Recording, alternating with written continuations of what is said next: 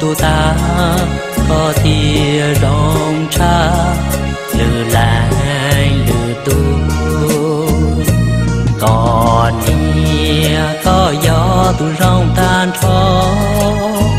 lúa nọ trong ná con bà tan thó hậu phù lũ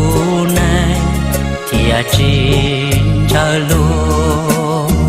hậu phù nhua xía có thở phù lũ rò hậu phù mua mò có lũ lư cá rò.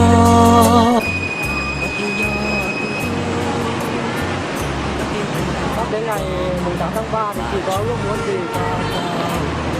18 tháng 3 là ngày quốc tế phụ nữ thì hầu hết người phụ nữ nào thì có mong muốn được chồng, con, bạn bè, nói chung là tất cả những người thân yêu của mình được tặng hoa.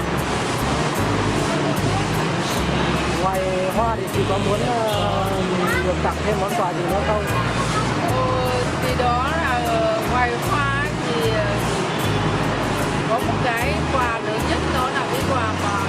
chia sẻ tình cảm với nhau, rồi là chia sẻ công việc với nhau,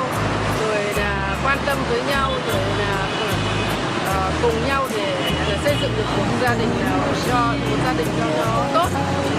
tình cảm cha con mẹ con rồi vợ chồng với nhau, đó là một cái ước ao của người phụ nữ. Trong những bó hoa gần đây thì chị thích nhất những